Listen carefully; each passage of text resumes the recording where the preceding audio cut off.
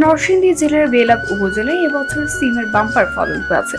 মৌসুমের শুরু থেকে অনুকূল আবহাওয়া, সঠিক পরিচর্যা ও পরিমিত সেচের কারণে এবার সিম চাষের সফলতা পেয়েছেন স্থানীয় কৃষকরা। মাঠ জুড়ে এখন সবুজের সমারোহ, ফলে কৃষকদের ঘরে ফিরেছে স্বস্তি ও আনন্দ। কৃষকদের সাথে কথা বলে জানা যায়, বিগত কয়েক বছরের তুলনায় এবার উৎপাদন ভালো হওয়ায় বাজারের দামেও স্থিতিশীলতা এসেছে। এতে তারা লাভবান হচ্ছেন বলে জানান। তবে ভালো ফলনের আনন্দের মাঝে কৃষকদের একটি বড় দাবি, কীটনাশকের দাম যেন সহনীয় পর্যায়ে রাখা হয়। আপনার নাম কি? আমার নাম মোহাম্মদ জজ মিয়া। জাজমিয়া না? এই যে এত বিশাল সিমের ক্ষেত, এটা কি আপনার? জি, এটা আমার। এটা আমার। কতটুকু জায়গা আপনি? 12 ঘন্টা জমি। 12 ঘন্টা। হ্যাঁ, 21 শতাংশ। পুরাটাই আপনি করছেন? হ্যাঁ, পুরোটা আমি লাগাইছি। ইনশাআল্লাহ। ফলন কেমন হয়েছে এবার? না, ভালো হয়েছে ফলন, মোটামুটি খারাপ ভালো হয়েছে না? ভালো হয়েছে ইনশাআল্লাহ। এমনি খরচ কেমন গেছে? খরচ অনেক খরচ লাগে। খরচ খরচ লাগে, অনেক খরচ।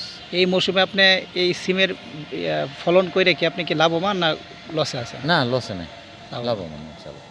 তাদের অভিযোগ, উচ্চ মূল্যের কারণে সঠিক সময় প্রয়োজনীয় কীটনাশক ব্যবহার করা অনেক সময় কঠিন হয়ে পড়ে। এতে উৎপাদন ব্যাহত হওয়ার আশঙ্কাও থাকে।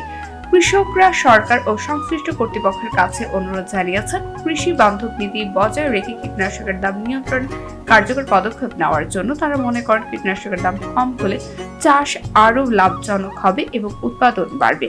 ওষুধ আপনার সহনীয় পর্যায়ে, যে কোনো যে ওষুধের দামটা বেশি এমন না। না, ওষুধের দাম বেশি, বর্তমানে ওষুধের দাম অনেক বেশি। 50 মিলি 250 টাকা কিনি। আগে কি কম ছিল? আগে অনেক কম ছিল। আমি তো অনেক আগে যে সময় কৃষি কাজ করতাম, তখন আমার মনে করেন যে এত দাম ছিল না ওষুধ। এখন যে দাম, আর অনেক দাম। সরকারের কাছে আমার চাওয়া পাওয়া যে আমরা যাতে কৃষকরা একটু সহযোগিতা পাই।